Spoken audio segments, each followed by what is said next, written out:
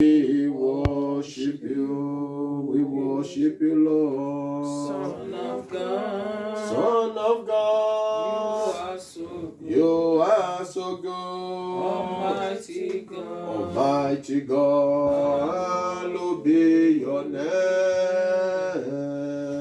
Your dominion is forevermore. Adonai, Adonai, we worship you, Lord. Son of God, you are so good. you are so good. Almighty God, Almighty God, hallowed be your name.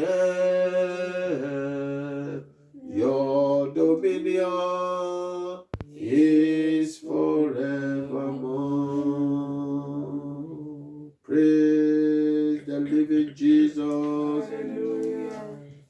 Let us pray. Shilakuta takura gadiza gabraka dozala. Blessed be your holy name, my Father, my God. Amen.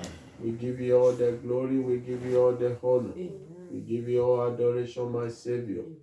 You are worthy of our praise. Hallelujah. Thank you, my Father, my God. Amen. Thank you for all you have done. Amen. Thank you for all you're about to do. Thank you, Jesus. Receive our praise, receive our worship Amen. in the name of Jesus. Amen. My Father, my God, as your word will come forth this morning, let it come with power, let it come with signs, let it come with wonder. Amen. Touch us afresh, O Lord. Amen. Do great and mighty things in our lives. Amen. And at the end of it, my Father, my God, take all the glory, Amen. take all the honor Amen. in the mighty name of Jesus. Amen. In the name of the Father, Amen. and the Son, Amen. and the Holy Spirit. Amen. Praise ye the Lord.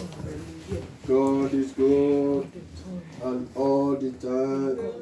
Look at your neighbor, say to your neighbor, you are welcome to the house of the Lord this morning. You are welcome to the house of the Lord this And I morning. pray for everyone that is here this morning. Today is the last Sunday of the month of May.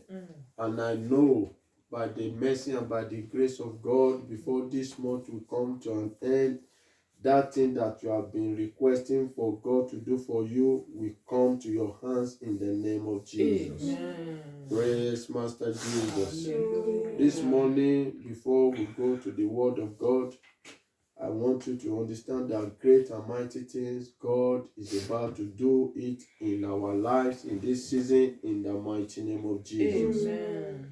And the Word of God for this morning, which I title Living for God. Hallelujah. The message of this morning is Living for God. Amen. And our text is taken from the book of Romans chapter 12 verse 1 to 2. Living for God, Romans chapter 12 verse 1 to 2. Amen. The Bible says, I beseech you therefore, brethren, by the mercies of God, that ye present your bodies a living sacrifice, holy, acceptable unto God, which is your reasonable service. And be not conformed to this world, but be ye transformed by the renewal of your mind, that ye may prove what is that good and acceptable and perfect will of God. Praise Master Jesus. Amen. The Bible is saying here this morning that I beg you by the mercy of God that you present yourself a living sacrifice, holy, because that is your reasonable service. That is what is acceptable unto the Lord. So when you are living for God, you must be a living sacrifice. You must be holy. You must be a living sacrifice, which means you have no life of your own. You must have no life of your own. Living sacrifice, it looks as if when one is dead, but you are still alive. You are walking, but all your soul, all your spirit is for God. Living for God is having no life of your own. What God wants you to do, that is what you will do. And what God asks, that is what you will do. Whatever He requests from you, anywhere He directs you, that is where you go. You don't have option of your own. You don't have life of your own. That is when you can live for God. And before you can obey such instruction, you must be a living sacrifice. Living sacrifice, which Apostle Paul said in Galatians chapter 2 verse 20. The Bible says, he said, I am crucified with Christ. Nevertheless, I live. He said, yet not I. He said, but the Christ that is in me. He said, the life that I live now is in the faith of the Son of God, who loved me and gave himself for me. He said, I am crucified with Christ. It means as Christ was being nailed on the cross, that is how we should be nailed on the cross. That is how our life should be. We should be dead to sin. We should be dead to iniquity. We should be dead to corruption. Fraudulent act must not be seen in us. He said, I am crucified with Christ. Nevertheless, I live. He said, but the life I live is in the faith of Son of God, who loved me and gave himself for me. It means that you have no life of your own. If you want to live for Christ, you must be a living sacrifice. And that is the only service that is acceptable unto the Lord. For this reason, Apostle Paul said in 1 Corinthians chapter 15 verse 31, he said, I die daily. So for you to be a living sacrifice, you must be killing your flesh daily. You need to be purged daily. You need to uproot everything that is not of God in your life daily. He said, I die daily. But this man that said this is still alive. But he killed his flesh daily. Any unfruitful, any ungodly thing, he purged it out of himself daily. If you have not been purging yourself daily, there's no how you can be a living sacrifice. And there's no how you can live for God. Because your flesh has to be crucified. Your flesh has to be crucified. And because the fruit of flesh is uncleanness, adultery, fornication, lies, all those things must not be seen in you. The Bible says in Romans chapter 6 verse 6, he said, knowing this, that our old man is crucified with him. The life you were living in the past must not reoccur again in your life. What you have done in the past that is not of God, as you are living for Christ now, it must not be traceable to you. Praise Master Jesus. Hallelujah. Those that live in the flesh cannot live for God. If you are still living in flesh, there's no how you can live for God. There's no how you can please God. Because flesh is from the Satan. The fruit of the flesh, it is against the fruit of the Spirit. So when you are still living in the flesh, there's no how you can live for God. In Romans chapter 8 verse 8, he said, they that are in flesh cannot please God. They that are living in flesh, you can never please God. Because God is a spirit. And whosoever that want to worship him must worship him in truth and in spirit. So since God is a spirit, how can you please God, or how can you live for him when you are still living in flesh? God wants us to live for him, but not in flesh. Praise Master Jesus. Hallelujah.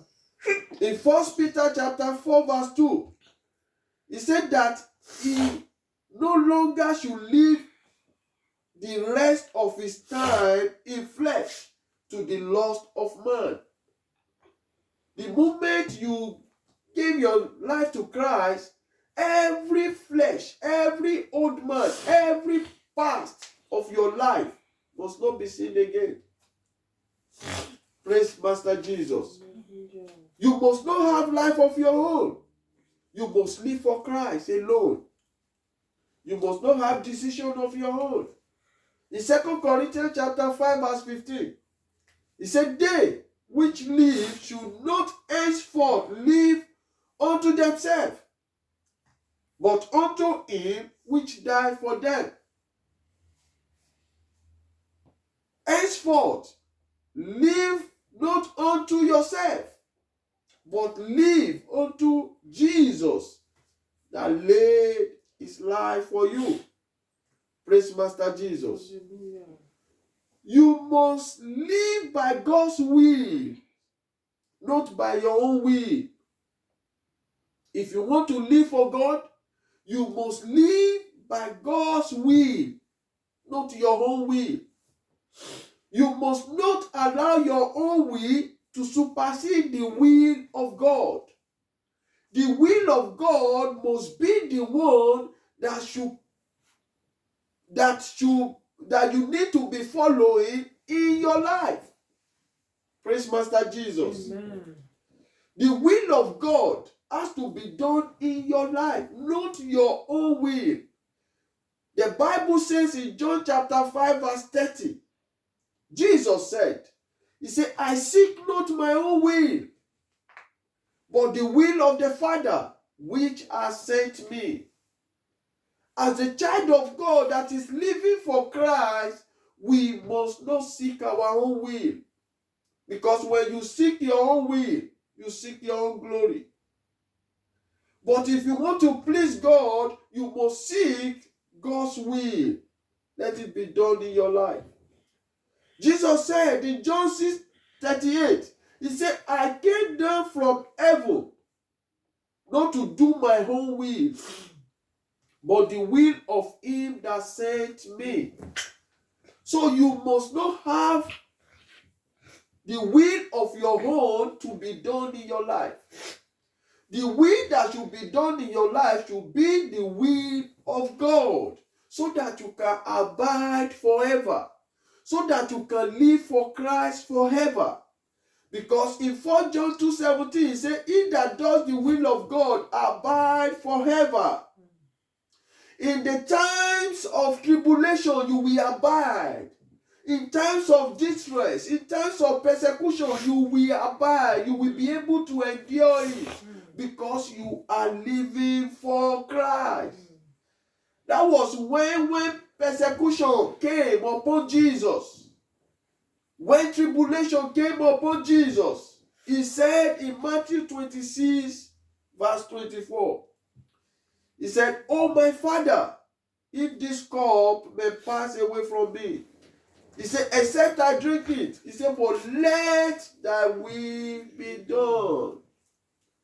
You must let the will of God to be done in your life. If you don't allow the will of God to be done in your life, there is no how you can live for God. There is no how you can live for God. It is when you allow his will to be done, that is when your desire will be granted. Your aspiration will be acceptable.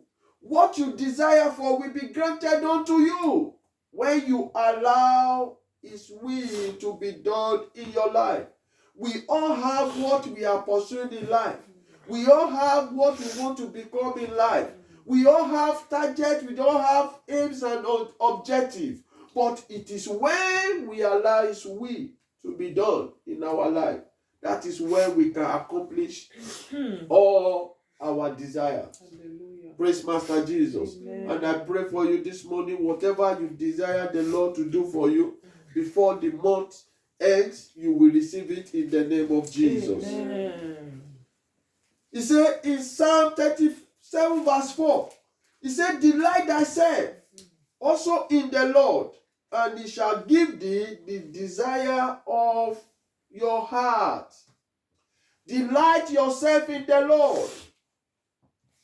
When you are in the presence of God, try to be pleased. Try to be delighted. Try to be full of happiness. He said, when you delight yourself in the Lord, he shall give thee the desire of your heart. Not you are in the presence of God with grumbling, unhappy.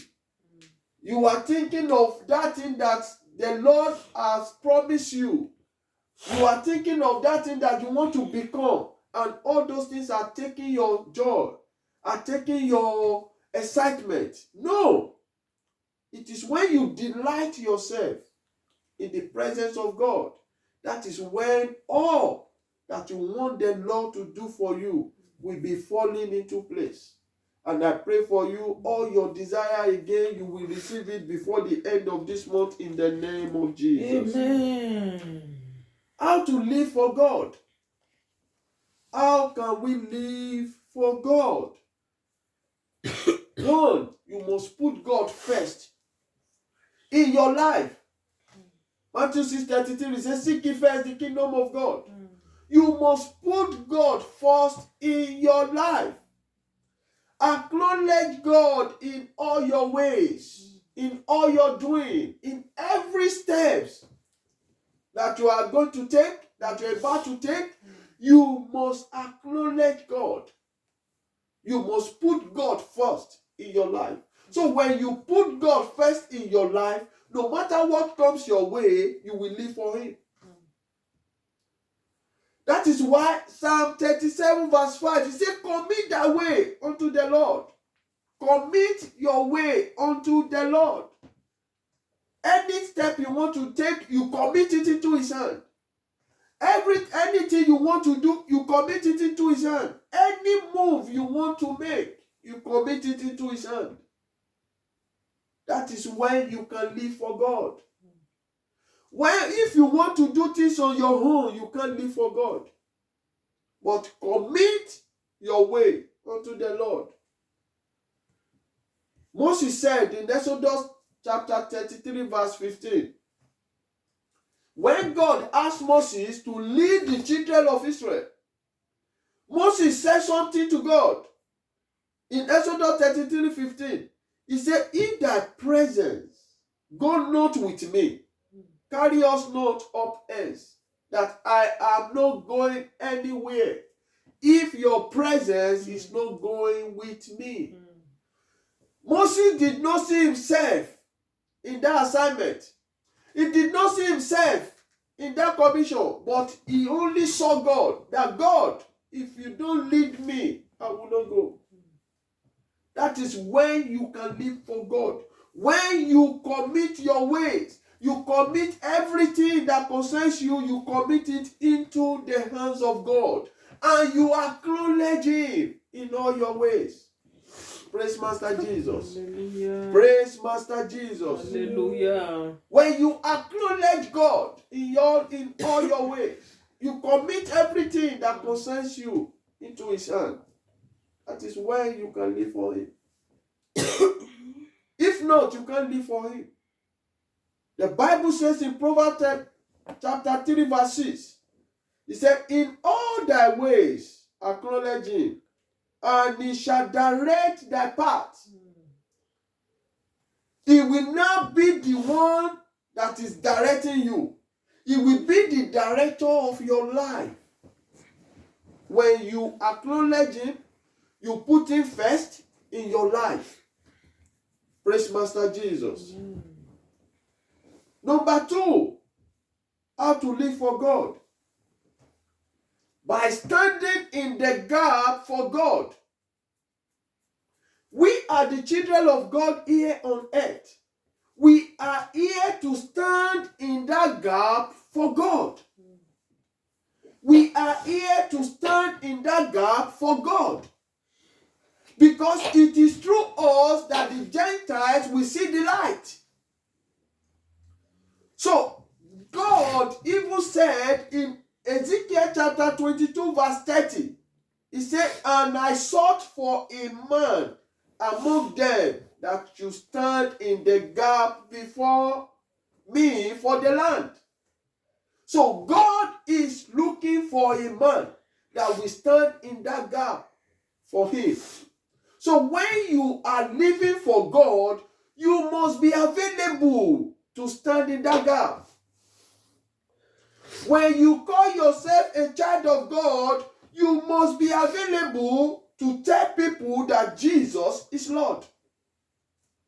You must be available to represent God here on earth by proclaiming His word, by telling people who Jesus is. If you have not been telling people who Jesus is, you are not still living for God. When you are still ashamed to tell people what the Lord has done for you, who Jesus Christ is, you are not still living for God. In Romans chapter 1 verse 16, he said, for I am not ashamed to preach the gospel of Christ. He said, it's the power unto salvation. Yes, Lord. When you are still ashamed to preach the gospel or to tell your friend, to tell your neighbor who Jesus Christ is, you are not still yet living for God. Praise Master Jesus. Hallelujah. And when you are living for God, truth must not be far from you. Your mouth must be speaking the truth. When you have the privilege to preach the gospel of God must not be perverted. You must speak the truth and your lips must not be perverted. You must not speak of your own. If you are living for Christ, you must live by His word. Apostle Paul said, the Bible says in Psalm 40 verse 9, he said, I have preached righteousness in the great congregation, and I have not refrained my lips.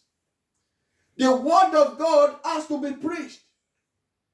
The word that will give life, the precious word, has to be preached. Because this is the only word that can save soul. This is the only word that can make people to live for Christ. So when you have this opportunity to share the word of God with the people of God, your own understanding has to be terminated.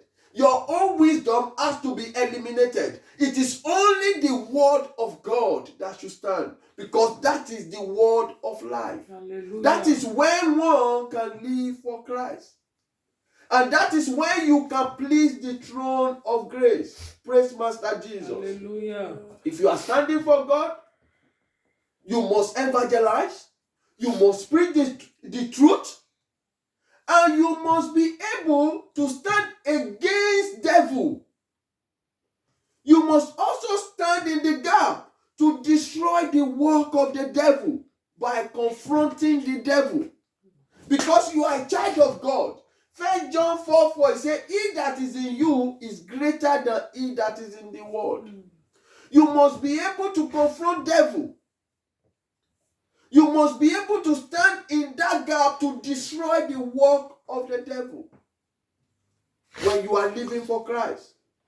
In 1 Kings chapter 18 verse 20 to 40, Elijah called the prophet of Baal, 450 prophet of Baal. He said, if anyone can call fire from heaven, let that God be the God. If your Baal that you are serving can bring fire from heaven, let Baal be the God. And they call fire from heaven. They couldn't call fire from heaven. These 450 prophets of Baal, they were there from morning till evening. They couldn't call fire from heaven. But once Elijah called fire from heaven and he destroyed all the 450 prophets of Baal. I pray for you this morning. Every evildoer, satanic agent concerning your life shall be destroyed by fire in the name of Jesus. Amen. He confronted them. It was only Elijah to confronting 450 prophets of Baal. Praise Master Jesus. Amen. It was only Elijah that confronted 450 prophets of Baal. Praise Master Jesus. Amen. Because God is angry with the wicked.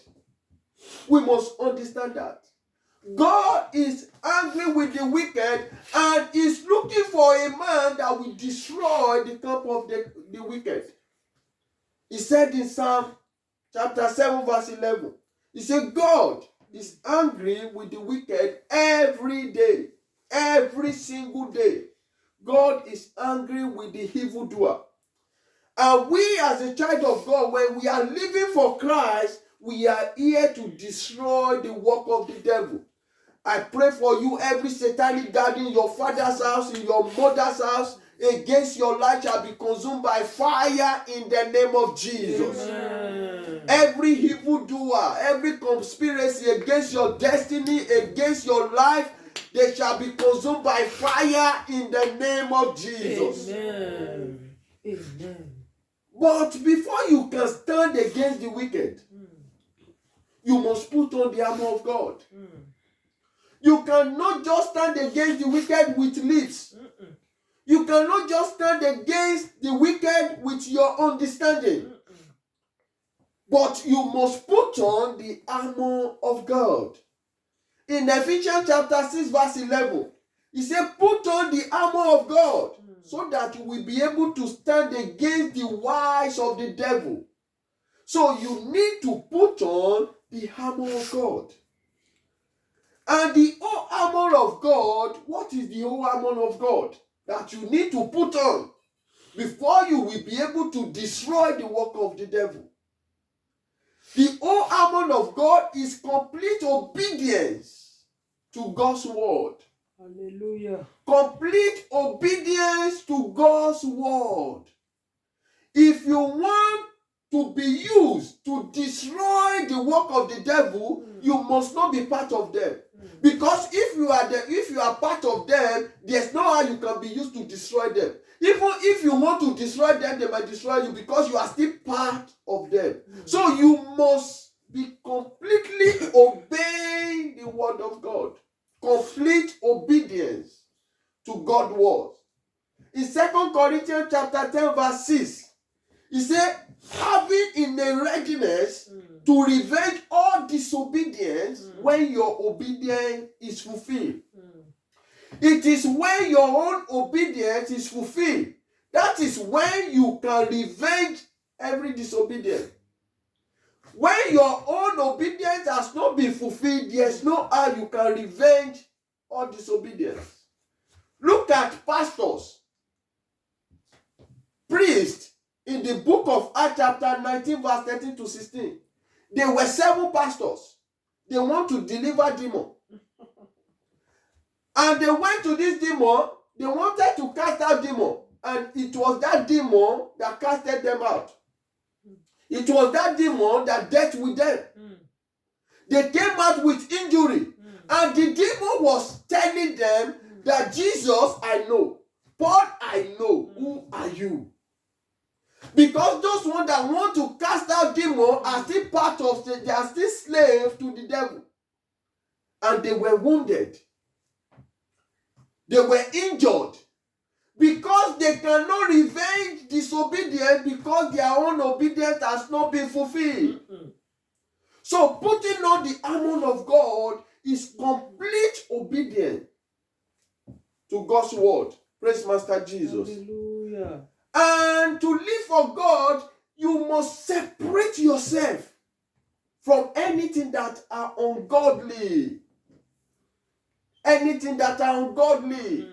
Anything that is not of God. You must separate yourself.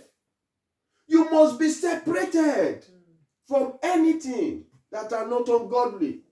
In Psalm chapter 1 verse 1 to 3, he said, blessed is the man that walketh not in the counsel of ungodly, that sitteth not in the seat of sinner, that standeth not in the way of scornful. He said, his delight is in the law of the Lord.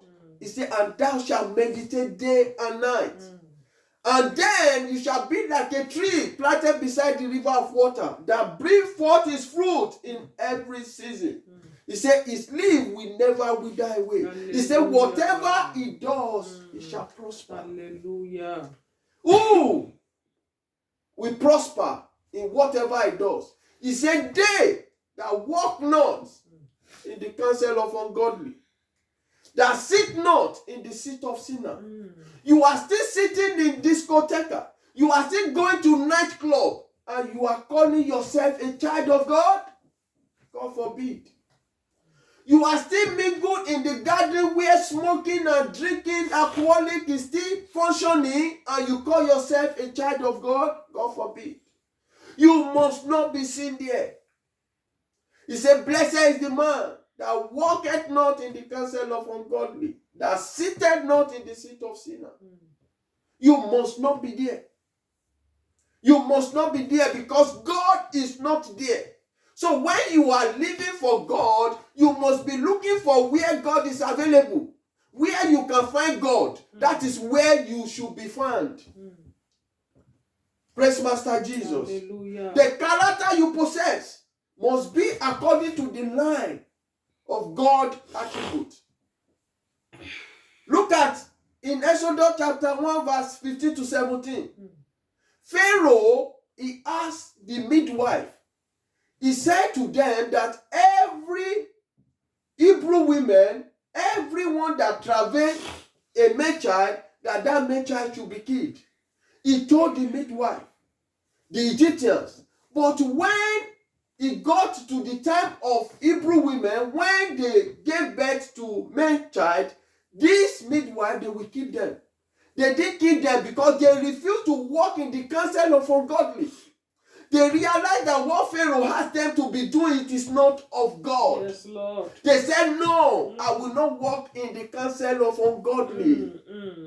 They kept the male child. That was the time when Moses was born. They kept Moses for 3 months before they can no longer keep him before they took him to the riverside. So they said they cannot walk on the counsel of ungodly. So when you are living for Christ, you must not be a fellowship with unfruitfulness. In Ephesians chapter 5 verse 11, he said, have no fellowship with the unfruitful work of darkness, but rather reprove them. You must not have fellowship with unfruitful works of darkness. You must rebuke them. It must not be seen in your hand. Fornication must not be seen. Adultery must not be seen. Telling lies must not be seen. Blasphemy must not be seen. When you are living for Christ, he said, have no fellowship with the unfruitful work of darkness. It must not be seen in you. Stubbornness must not be seen in you. You must listen to your teacher. All those things shall be, that is the fruit of the Spirit. It must not be seen in you. Praise Master Jesus. Hallelujah. And you must also guide yourself with the word of God for you to live for Christ. He said, thou shalt meditate day and night. In Joshua 1:8, he said, the book of the law shall not depart from you. Thou shalt meditate day and night and observe everything that is written therein. And then you shall have a good success.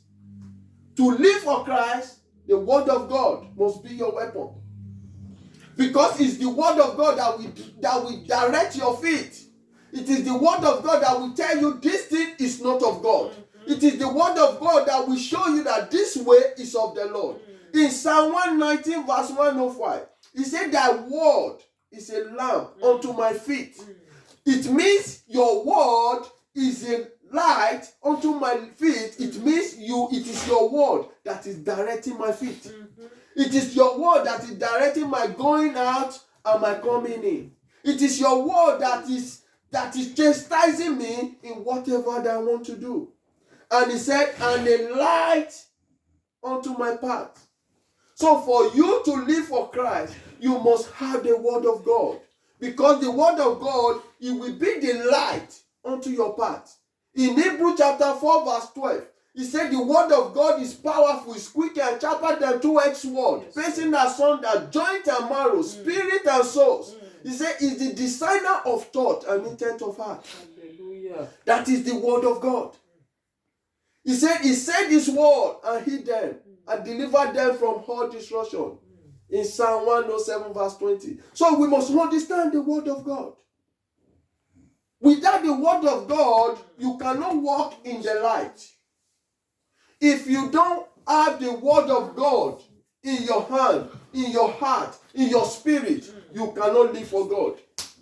The word of God must be in your heart, must soak you. You must be soaked with the word of God before you can live for God. Satan is subtle. When you don't have the word of God, he will deceive you. But when you have the word of God, that is what can make you to stand, that can make your illumination to retain, to be constant. In Psalm 119 verse 130, he said, the entrance of thy word gives light. And the entrance of the word of God gives light. So as a child of God, living for God, you must live in the light. And what can make your light to be constant is word of God. So word of God must not be far from you. You must meditate on word of God day and night, so that you can keep your light shining. Because he said in Proverbs 4:18, the path of the just is as a shining light that shineth more and more unto the perfect day. So your light must constantly be shining. You must be in the light before you can live for God. Why? Because God himself is light. In 1 John chapter 1 verse 5, he said God is light. In him there is no darkness. So if you are living for who is in the light, you must be in the light. And for you to be in the light, you must have the word of God. Because it's the word of God that gives light. Praise Master Jesus. Hallelujah. What are the benefits of living for God? I will give you just 5 points. Praise Master Jesus. Because there are thousands of benefits. Praise Master Jesus. What are the benefits of living for God? Number 1, fulfillment of destiny. When you are living for God, your destiny is secure. Sure. When you are living for God, the fulfillment of your destiny is guaranteed. Your life will go in the direction of God's purpose and plan. Your destiny, there's 100% guarantee of your future, of your destiny. Because he that created you knows everything concerning you. He said, I know the thought I have towards you, says the Lord, not of people, Yes, Lord. but of good, that will give you an expected end. In Jeremiah 29:11. And he said to Job that now all these things has come to you. In Job 23:14, he said he performed the things that is appointed for him. He said everything that he appointed for Job, he performed it. So everything concerning your destiny will be fulfilled. Challenges come upon Job. Tribulation came upon Job. Distress came upon Job. He lost all that he had in one day. But God, the fulfillment of destiny, he said he performed the things that is appointed for him. And the latter end of Job was blessed than the former. Hallelujah. So your destiny is guaranteed. The fulfillment of your destiny is guaranteed. Number 2, your destiny cannot be truncated. Your destiny cannot be perverted. Your destiny cannot be shook. Your destiny cannot be touched. Because you are a child of God. Yes, Lord. In Psalm 105 verse 13 to 15, he said they went from one nation to the other. From one kingdom to another people. He said he suffered no man to do them wrong. He rebuked kings for their sake. Say, touch not my anointed. As a child of God, your destiny is untouchable. Sure. Hallelujah. In Lamentation 3:37, we say, who is he that sees it Yeah. and cometh to pass when the Lord has not commanded it? Mm. Who is that person that is speaking concerning your destiny? He said, thus saith the Lord, it shall not come to pass. So everything No matter how they are, no matter their number, they cannot prevail over you. Because you are a child of God. Your destiny cannot be truncated. Praise Master Jesus. Hallelujah. Another point, benefit of living for God. The eyes of your understanding will be enlightened. God will open your eyes to see things that are invisible. Things that normal eyes cannot see. You begin to decode where God is taking you to. You begin to understand how your future is going to be because you are a child of God. He said things, he will reveal things to happen unto you. Things that will happen in the future. It will enlighten the eyes of your understanding. In Ephesians chapter 1 verse 18, he said, the eyes of your understanding be enlightened, that ye may know what is the hope of his calling. When you are a child of God, he will reveal himself to you. He will show you where he's taking you to. He will show you where and how he wants to use you. He will show you, he will direct you what course you should go for. He will direct you what things you should do. He will open the eyes of your understanding. Yes, You Lord. can no longer be walking in blindness. It will open the eyes of your understanding. Praise Master Jesus. Hallelujah. Number 4, you will begin to walk in the wisdom of God. You begin to walk in the wisdom of God. Because wisdom is of the Lord. In Proverbs 2:6, he said the wisdom comes from the mouth of the Lord. In James 1:5, he said, he that lack wisdom should ask, and Father will give him liberally, freely. So when you are living for God, you begin to walk in the wisdom of God, not the wisdom of men. In Proverbs chapter 2 verse 7, he said he lay up sound wisdom for the righteous. Sound wisdom. Speech that cannot be condemned. In Titus 2:8, you will know the right thing to say at the right time. You will know the right thing to do at the right time. Your comportment will be godly. Your behavior will be godly. Anything you are doing, there will be light in it because the wisdom of God is at work in your life. Hallelujah. Hallelujah. Lastly, your eternity is sure when you are living for God. Your eternity is sure. Amen. In John 12 verse 26, he said, if any man serve me, let him follow me. And where I am, there shall also my servant be. So your eternity is sure. You will not end up your life in hell. You will reign with Christ. You will be where he is. There is peace there. No more sorrow. No more lamentation. No more weeping. You will just reign to the end. For everlasting. So all these things are the benefit of living for God. So if you are here, you are not living for God, maybe Jesus does not even know you, or Jesus knows you, you don't know Jesus. This is another privilege for you, another opportunity to surrender all for him, so that he can take absolutely control of your life, so that he can beautify your life for you, so that your life will be meaningful. The thief coming to steal and kill and destroy. Satan has no good thing to offer you than to destroy. So when you are, if you are here this morning and you have not confessed Christ, or you are listening to me online, say this after me. Father, Lord, I come before you.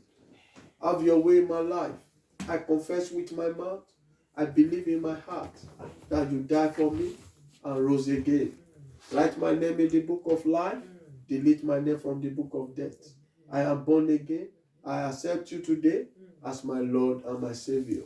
In the name of Jesus. I pray for you this morning, the grace to walk with the Lord. Receive it in the name of Jesus. Amen. You will not go back to your sin again. Amen. In the mighty name of Jesus. Amen. Praise Master Jesus. Hallelujah. Let's be upstanding.